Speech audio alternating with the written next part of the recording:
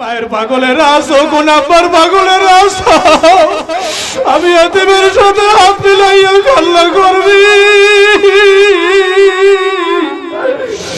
যারা মায়েরা হারাইছ আব্বারে হারাইছ আমার রমজান ভাই কত আমারে মহব্বত করে আব্বা নাই ওই আব্বারে ডাকতে পারে না আল্লাহ তাকা দেখো এতিমেরা সামনে আইসা আমার হাতের সাথে হাত মিলাইয়া কান্না করতেছে ও এতিমেরা ও মাহারা বাবারা সন্তানেরা ওই মায়ের কথা স্মরণ কইরা চোখের পানি ঢাললে আমার মাওলার একটা জোরে ডাক দেন আল্লাহ হয় নাই আরো জোরে আরশের মালিকের ডাক দেন আল্লাহ আর চোখের পানি চাইরে বলেন আল্লাহ আমার মায়েরে মাফ কইরা দাও আল্লাহ আমার আব্বারে মাফ কইরা দাও মায়ে যে আমার সইলা গেল জনমের লাগিয়া আর মায়ের পাবো না কান্দো ওরে বাবা আমার সইলা গেল জনমের লাগিয়া আর বাবারে পাবো না ওই তিমেরা একজন আর বুকের সাথে একটু বুকটা লাগাইয়া দোয়ালাও ঈদের মাঠে যেমনি কায়দায় দোয়ালাও একজন আর বুকের সাথে আমার হাত ছাইরা একটু বুকটা লাগাও দোয়ালাও আর বলো ভাই আমি মারা গেলে আমার জানাজায় আসো একজন আর বুকের সাথে বুকটা লাগাইয়া দোয়ালাও আর বলেন ভাই আমি মারা গেলে আমার জানাজায় আসো আমার জন্য দোয়া কইরো আল্লাহ রে তোমার অবশ্যই আজান রে আমার মাওলা রে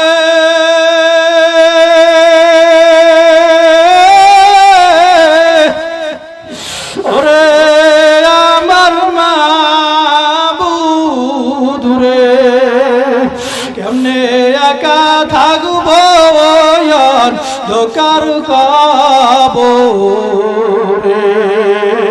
ও যুবক ভাইরা আমি আর সামনের দিকে যাব না আর আমরা রাসূলের আদর্শ ছাড়বো না আমার রাসূলের জীবন দিয়া ভালোবাসবো দুনিয়ার মানুষ বেজার হয় হোক স্ত্রী বেজার হয় হোক আর রাসূলের আদর্শ ছাড়বো না আমার নবীর আর কষ্ট দেব না আর ওই রাসূলের দাড়িটারে কামাই আমার নবীর আর কষ্ট দেব না অন্তরটা যদি ভালো হয় দুটো হাত আমার মাওলার জাগাইয়া দেখা দাও ও নবী আপনি আমার যুদ্ধের ময়দানে না রাফি ইবনে খাদিজার কান্না শুনিয়া মায়ার নবী আমার আর সহ্য করতে পারে নাই ওরে নবী আমার রাফির ঘোড়ার উপরে উঠাইয়া রাফির হাতে একটা তলোয়ার দিয়া বলে রাফি নে যুদ্ধের ময়দানে যা রাফি ইবনে খাদিজ যখন নাকি যুদ্ধের ময়দানে নাইমা গেল ওরে মনে হয় যেন রাফির তরবারির ভিতরে আগুন লেগে গেছে আল্লাহু আকবার ওরে রাফি ইবনে খাদিজ তলোয়ার নিয়ে যুদ্ধের ময়দানে নামলো আর এক একটা কাফিরের গর্দান আলাদা কইরা দিতেছে আল্লাহু আকবার কাফিরেরা এই দৃশ্যগুলি দেখার পর এক কাফের দৌড় দিয়ে আইসা পিছন থেকে রাফির বাম ডানার ভিতরে তরবারি দিয়ে একটা আঘাত করেছে ওরে রাফি ইবনে খাদিজের হাতটা কাইটা সামান্য চামড়ার সাথে অল্প একটু ঝুলে আছে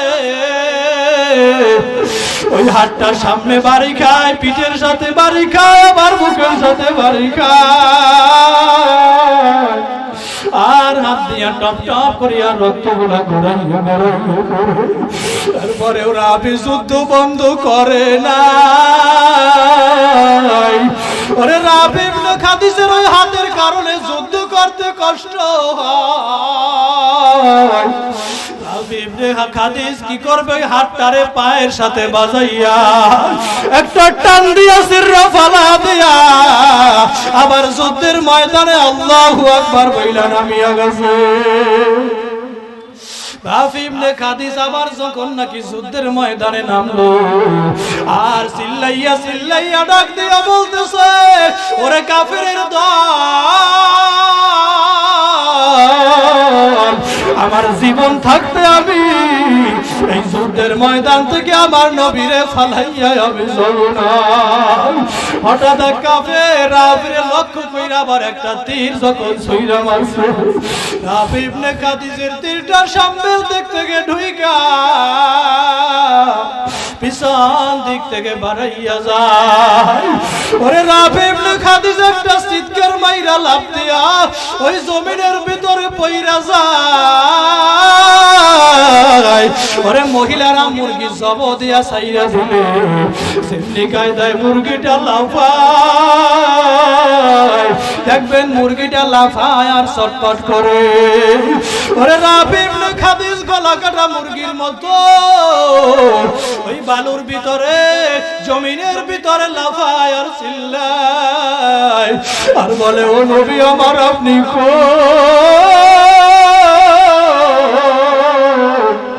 মায়ার নবী আমার ডানে তাকায় বামে তাকায়, দেখে মায়ার নবী আমার কোথাও রাফি ইবনে খাদিজের দেখতে পাই না। মায়ার নবী আমার একটু সামনের দিকে আগাইয়া হঠাৎ তাকাইয়া দেখে রাফি গলা কাটা মুরগির মতো ছটফট করে লাফায় আর চিল্লায়। মায়ার নবী আবার দৌড়াইয়া যাইয়া রাফি ইবনে খাদিজের কোলের ভিতরে বুকের ভিতরে নবী আবার জড়াইয়া নবী আমার গেল গলে সুবাদা আর বলে, রাফি রে তোরে না বলছিলাম যুদ্ধের ময়দানে আসা লাগবে না, কেমন যুদ্ধের ময়দানে আসছ? যুদ্ধের ময়দানে না আসলে তো তোর আজকের এই অবস্থা হইতো না। আল্লাহর বান্দারা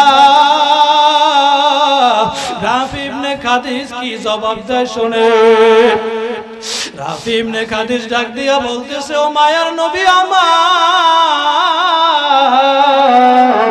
আমি যদি এই যুদ্ধের ময়দানে না আসতাম আর যদি আমার এই বুকের ভিতরে আজকের তীরটা ঢুকতো নবী আমার, ও মায়ার নবী আমার, আমার তো আপনি আপনার কোলের ভিতরে নিয়া ও নবী আমার, আমার তো আপনি আদর করতেন না, আমি তো আপনার কোলের ভিতরে উঠতে পারতাম না গো নবী আমার। মায়ার নবী আমার রাফির উড়ের উপরে শোয়াইয়া রাফির মাথার উপরে মোসা দেয় আর রাফির সান্ত্বনা দেয় আর নবীর চোখ থেকে টপ টপ করে পানিগুলা গড়াইয়া গড়াইয়া রাফির চেহারার ভিতরে পড়ে। ওরে গোপালগঞ্জ এলাকার মুসলমান যুবক, আয়ার নবী আমার রাফিরে দুই হাত দিয়া উপরে ভাবে জাগাইয়া ওরে মায়ার নবী আমার বলে, রাফিরে আমি আল্লাহকে সাক্ষী রেখে বললাম কিয়ামতের ময়দানে আমি তোরে নিয়ে এইভাবে আল্লাহর কাছে দাঁড়াইয়া যাব, আল্লাহর কাছে দাঁড়াইয়া বলবো, হাযা শহীদ হাযা শহীদ। আয় আল্লাহ তাজা শহীদের জান্নাতের ভিতরে দিয়া দেন। এরে আল্লাহ আল্লাহ ইলাহা ইল্লাল্লাহ ওয়াহদাহু লা শারীকা লাহু ওয়া নাশহাদু আন্না সাইয়্যিদানা وسندنا وحبيبنا وحبيب ربنا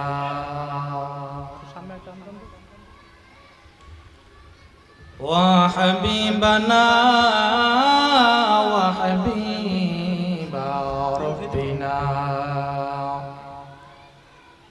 وطبيبنا وطبيب قلوبنا ومولانا محمدا عبد الله ورسوله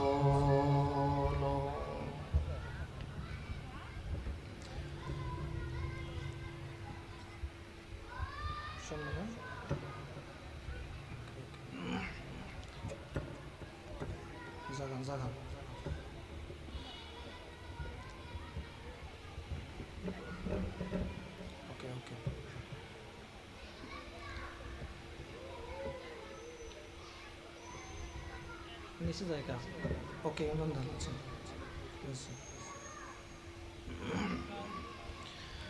أرسله الله تعالى بالحق بشيرا ونذيرا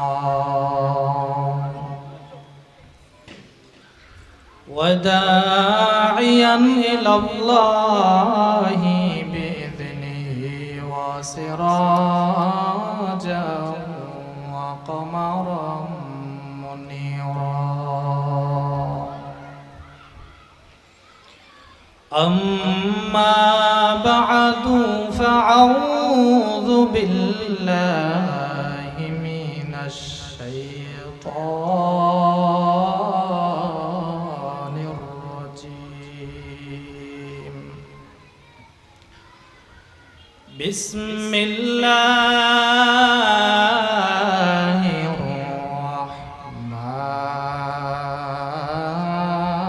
الرحمن الرحيم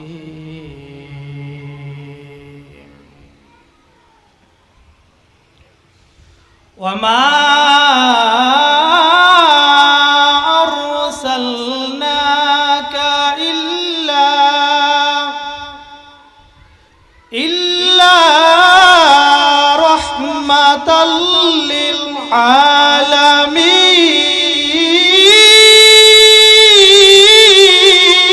للعالمين صدق الله مولانا العظيم وصدق رسوله النبي الكريم قال النبي صلى الله عليه وسلم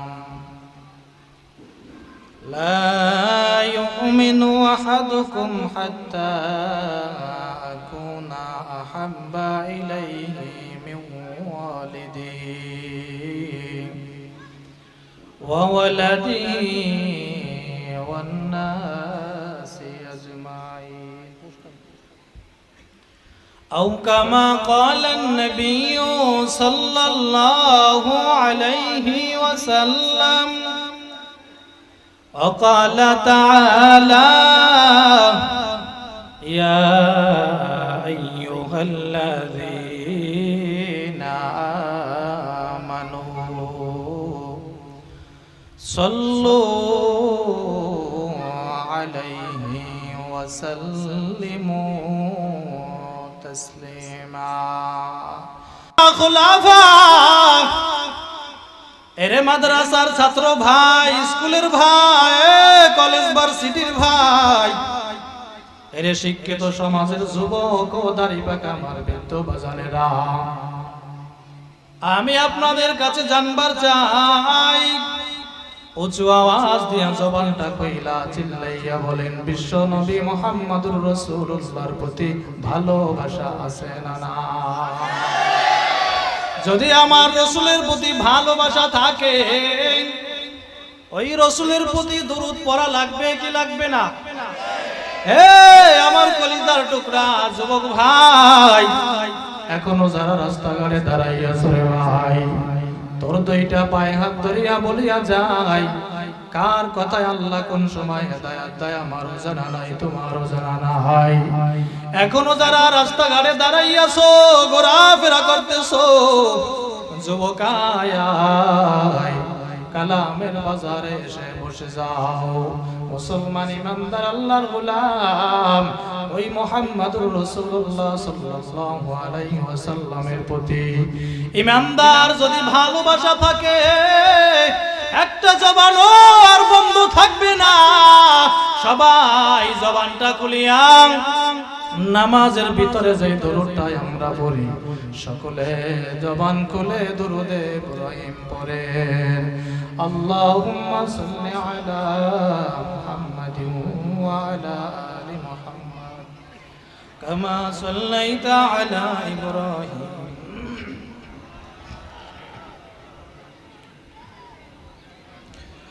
اللهم بارك على محمد وعلى آل محمد كما باركت على إبراهيم وعلى آل إبراهيم إنك حميد مجيد مدينة যাইতে পারলাম না মদিনা দেখতে পারলাম না মদিনায় যাইতে মন চাই কার কার মনে চায় অন্তরটা যদি যুবক তোমার ভালো হয় আর আমার আল্লাহ যদি একবার কবুল করিয়া ফেলায় একটা রিকশাওয়ালারে আল্লাহ বিনা টাকায় মদিনায় নিতে পারে কি পারে না এবার ওই মদিনাওয়ালার শানে আমার কণ্ঠে কণ্ঠ মিলাইয়া সবাই গান মদিনা যাইতে পারলাম না মদিনা দেখতে পারলাম না মদিনা নাম কত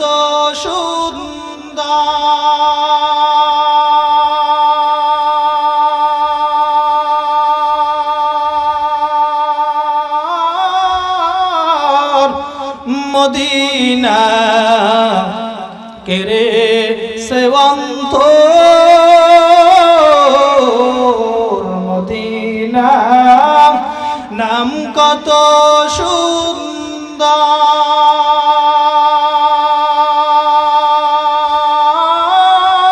সুন্দর মদিনা কেরে সেবন্ত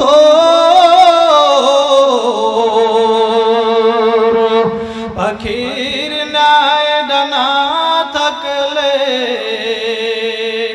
ওরে পাখির নাই ডানা থাকলে যেতাম মদিনায় মদিনা যাইতে পারলাম না মদিনা দেখতে পারলাম না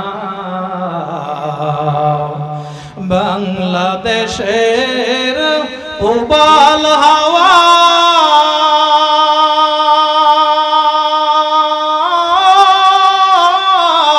পশ্চিমে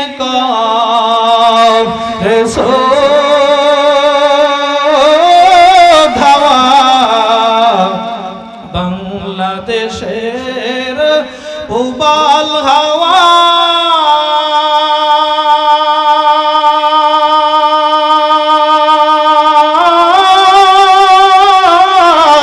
পশ্চিমে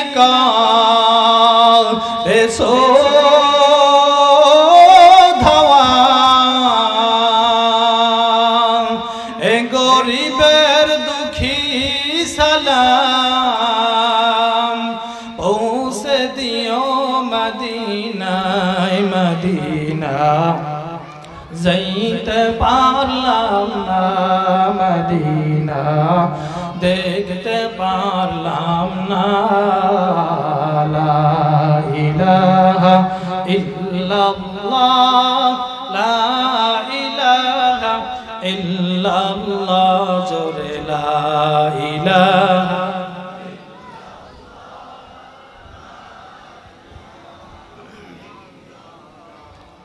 আল্লাহু আকবার বইলা লাভ দিয়া দাঁড়ায়া যাইবেন 1 2 3 আল্লাহু আকবার দাঁড়া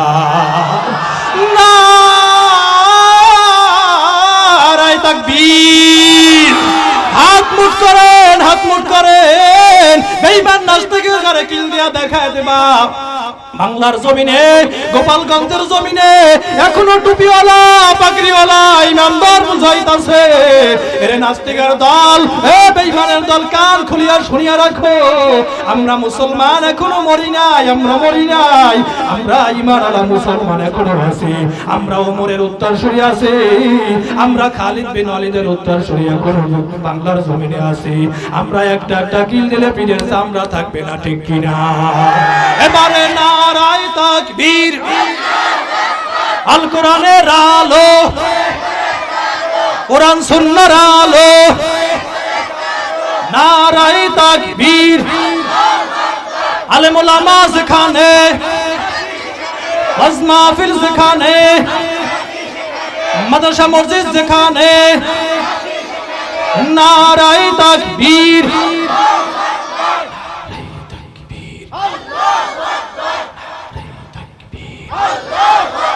2 সেকেন্ডের ভিতরে সামনে আগাইয়া আল্লাহু আকবার কইয়া বসে যান। বিশ্ব নবী ব্যঙ্গ করে বানাইলো সিনেমা, এর জন্য দায়ী থাকবে ইহুদির দলেরা। বিশ্ব নবী ব্যঙ্গ করে বানাইলো সিনেমা, এর জন্য দায়ী থাকবে বারাক ওবামা। বুশের মতো জোতা খাইতে দেরি হবে না, ঠিক কি না? বুশের মতো লাথি খাইতে দেরি হবে না। মানি না, মানবো না, মানতে পারি না আল্লাহ রাসূলের অপমাননা। মানি না, মানবো না, মানতে পারি না আল্লাহ রাসূলের অপমাননা। হায়রে অপমাননাকারীরা রক্ষা পাবি না, অপমাননাকারীরা রক্ষা পাবি না। মানি না, মানবো না, মানতে পারি না আল্লাহ রাসূলের অপমাননা। বাংলার বীর মুসলমান জেগে উঠেছে, নাস্তিকেরা লেজ গুটিয়ে পালাতে হবে। বাংলার বীর মুসলমান জেগে উঠেছে, নাস্তিকেরা লেজ গুটিয়ে পালাতে হবে। নইলে তাদের করবো আমরা কবর রচনা, ওরে নইলে তাদের করবো এবার কবর রচনা। মানি না, মানবো না, মানতে পারি না আল্লাহ রাসূলের অপমাননা। মানি না, মানবো না, মানতে পারি না আল্লাহ রাসূলের অপমাননা। ঠিক কিনা জোরে কান। ওয়ামা আরসালনাকা ইল্লা রাহমাতাল লিল আলামিন।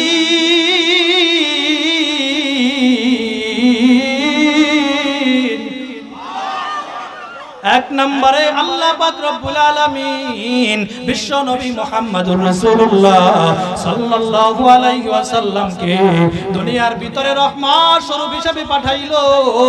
2 নাম্বার লাকাদ কানা লাকুম ফি রাসূলিল্লাহি উসওয়াতুন হাসানা। 2 নম্বরে উত্তম আদর্শ দিয়া পাঠাইলো। ওরে গোপালগঞ্জ মুসলমান এলাকার মুসলমান ইমানদার আল্লাহর গোলাম, আল্লাহ বলে রাসূলের মধ্যেই রয়েছে আমাদের জন্য উত্তম আদর্শ। কার ভিতরে? কথা কয় না। রাসূলের মধ্যেই রয়েছে আমাদের জন্য উত্তম আদর্শ। হে মুসলমান আমার ভাই, কিন্তু আজকের ওই মুসলমানের দিকে তাকাইলে, বাংলার জমিনের মুসলমানের চেহারা সুরাত লেবাস পোশাকের দিকে তাকাইলে দেখা যায় আমার রাসূলের আদর্শ তো দূরের কথা, মনে হয় জানো ওই রাসূলের সাথে 250 বছর যুগ থেকে বাজাবাজি। ঠিক কিনা? আজকের মুসলমানের ওই রাসূলের আদর্শ মুসলমানের ভিতরে নাই। আজকে যুবকেরা রাসূলের আদর্শ বাদ দিয়া ফ্যাশন ধরছে। ও আমেরিকার কাকা ম্যারাডোনা, আর্জেন্টিনার ব্রাজিলের ফ্যাশন ধরছে।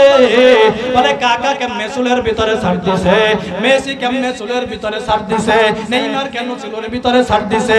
আমার দেশের যুবক যুবতীরা, মাইয়া পোলারা আজকে ওই নায়ক নায়িকা খেলোয়াড়ের বেশভূষা ধরছে। ঠিক কিনা দরকার? চুলের ডিজাইন কি হায় হায়, দেখবেন চতুর্পাশে কোনো চুল নাই, মাঝখানে অল্প দুগ্গা চুল রাখছে, আছে না নাই?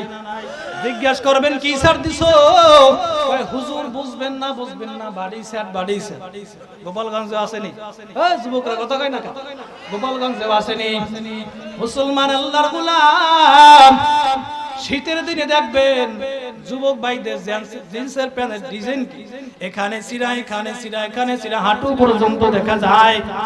জিজ্ঞেস করবেন যুবক কি প্যান্ট পেনছো? হুজুর বুঝবেন না কোন জগতে আছেন? বর্তমানে তো ফ্যাশনই চলে। সাকিব খানের দেখছি এইভাবে জিন্সের প্যান্ট পরতে, পরিমণিরা দেখছি এইভাবে চুলের ভিতরে ডিজাইন দিতে, আছে না নাই? ক্বালান নবিয়্যু সাল্লাল্লাহু আলাইহি ওয়াসাল্লাম মান তাশাব্বাহা বিকওমিন ফাহুয়া মিনহুম।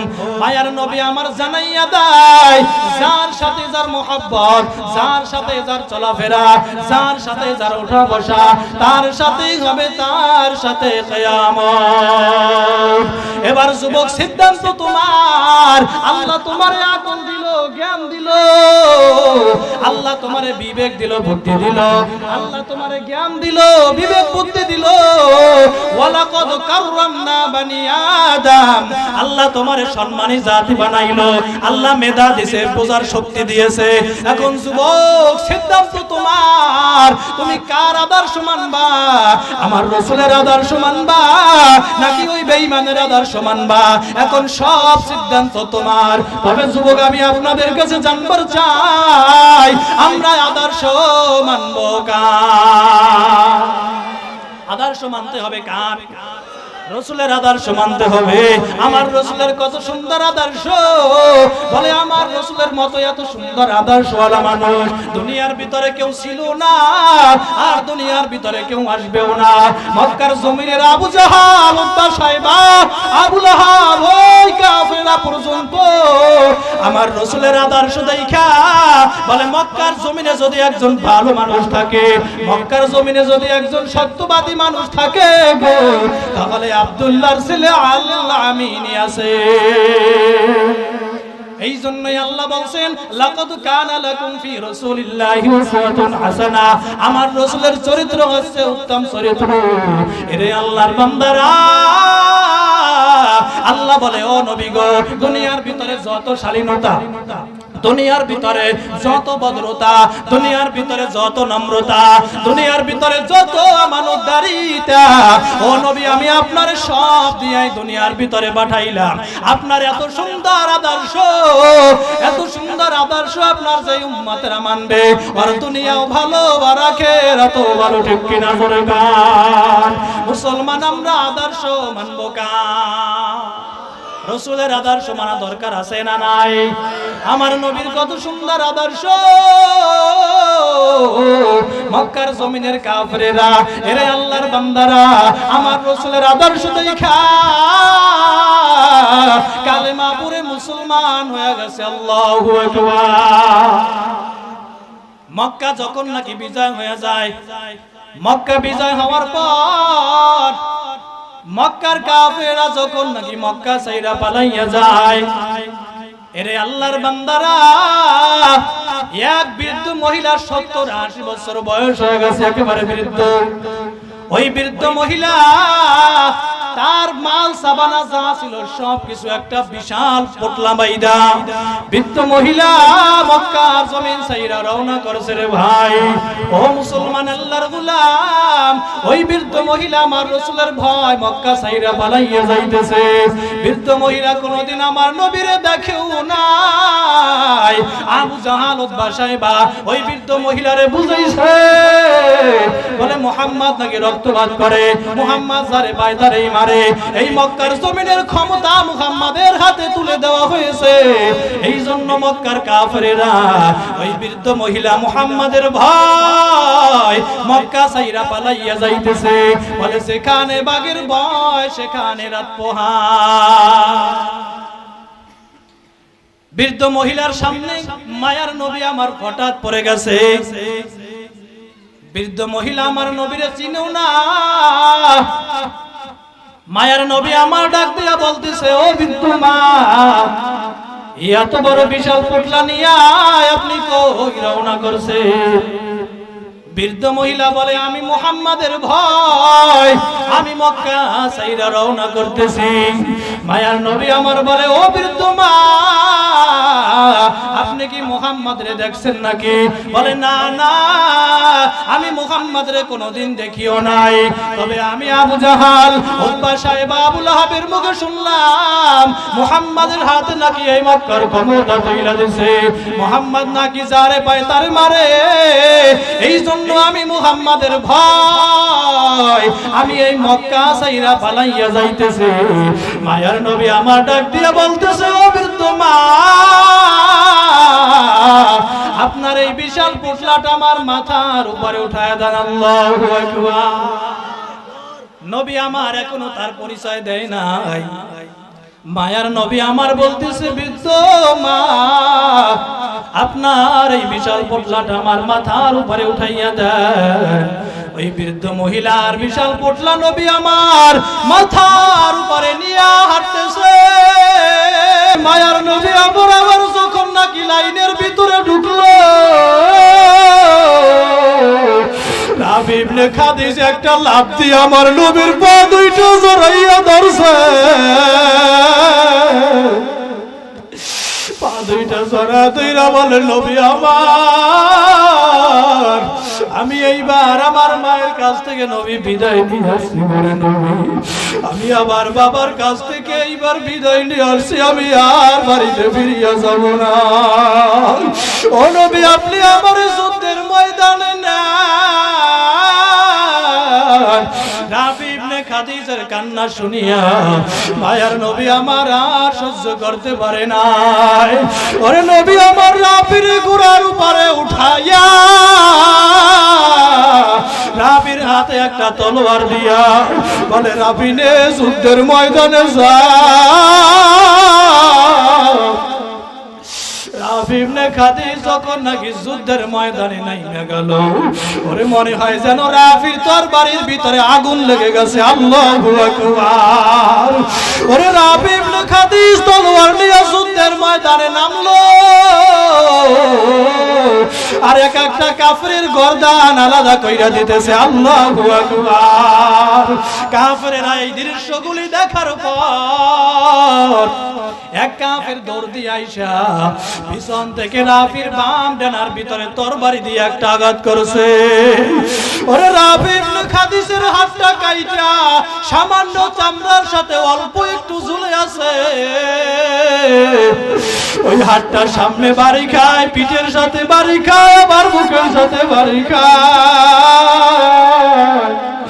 আর হাত দিয়া টপ টপ করিয়া রক্তগুলা গড়াইয়া গড়াইয়া করে। তারপরেও রাবি যুদ্ধ বন্ধ করে না। ওরে রাবি ইবনে খাদিজের ওই হাতের কারণে যুদ্ধ করতে কষ্ট হয়। রাবি ইবনে খাদিজ কি করবে, ওই হাতটারে পায়ের সাথে বাজাইয়া একটা টান দিয়া সিররা ফালা দিয়া আবার যুদ্ধের ময়দানে আল্লাহু আকবার বইলা নামিয়া গেছে। রাবি ইবনে খাদিজ আবার যখন নাকি যুদ্ধের ময়দানে নামলো, আর চিল্লাইয়া চিল্লাইয়া ডাক দিয়া বলতেছে, ওরে কাফেরের দল, আমার জীবন থাকতে আমি এই যুদ্ধের ময়দান থেকে আমার নবীরে ফালাইয়া আমি যাব না। হঠাৎ কাফের রাবিরে লক্ষ্য কইরা আবার একটা তীর যখন ছুঁইরা মারছে, রাবি ইবনে খাদিজের তীরটা সামনের দিক থেকে ঢুইকা পিছন দিক থেকে বাড়াইয়া যায়। ওরে রাবি ইবনে খাদিজ একটা চিৎকার মাইরা লাফ দিয়া ওই জমিনের ভিতরে পইরা যায়। ওরে মহিলারা মুরগি জব দিয়া চাইরা দিলে সেমনি কায়দায় মুরগিটা লাফায়। দেখবেন মুরগিটা লাফায় আর চটপট করে। ওরে রাবি ইবনে খাদিজ গলা কাটা মুরগির মতো ওই বালুর ভিতরে জমিনের ভিতরে লাফায় আর চিল্লায় আর বলে, ও নবী আমার, আপনি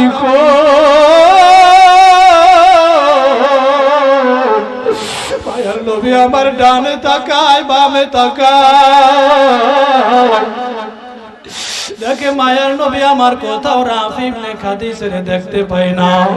মায়ার নবী আমার একটু সামনের দিকে আগাইয়া হঠাৎ তাকাইয়া দেখে রাবি গলা কাটা মুরগির মতো ছটফট করে লাফায় আর চিল্লায়। মায়ার নবী আবার দৌড়াইয়া যাইয়া রাবি ইবনে খাদিজের কোলের ভিতরে বুকের ভিতরে নবী আবার জড়াইয়া নবী আমার গেল গলে সুবাদা আর বলে, রাবি রে, তোরে না বলছিলাম যুদ্ধের ময়দানে আসা লাগবে না? কেমন যুদ্ধের ময়দানে আসছ? যুদ্ধের ময়দানে না আসলে তো তোর আজকের এই অবস্থা হইতো না। আল্লাহর বান্দারা, রাবি ইবনে খাদিজ কি জবাব দেয় শুনে। রাফি ইবনে খাদিজ ডাক দিয়া বলতেছে, ও মায়ার নবী আমার, আমি যদি এই যুদ্ধের ময়দানে না আসতাম, আর যদি আমার এই বুকের ভিতরে আজকের তীরটা ঢুকতো নবী আমার, ও মায়ার নবী আমার, আমার তো আপনি আপনার কোলের ভিতরে নিয়া, ও নবী আমার, আমারে তো আপনি আদর করতেন না, আমি তো আপনার কোলের ভিতরে উঠতে পারতাম না গো নবী আমার। মায়ার নবী আমার রাফিরে ওর উপরে শোয়াইয়া রাফির মাথার উপরে মোসা দেয় আর রাফিরে সান্ত্বনা দেয়, আর নবীর চোখ থেকে টপ টপ করে পানিগুলা গড়াইয়া গড়াইয়া রাফির চেহারার ভিতরে পড়ে। ওরে গোপালগঞ্জ এলাকার মুসলমান যুবক, আয়ার নবী আমার রাফিরে দুই হাত দিয়া উপরের ভাবে জাগাইয়া, ওরে মায়ার নবী আমার বলে, রাফিরে আমি আল্লাহকে সাক্ষী রেখে বললাম, কিয়ামতের ময়দানে আমি তোরে নিয়ে এইভাবে আল্লাহর কাছে দাঁড়াইয়া যাব, আল্লাহর কাছে দাঁড়াইয়া বলবো, হাযা শহীদ, হাযা শহীদ। আয় আল্লাহ, তাজা শহীদের জান্নাতের ভিতরে দিয়া যায়।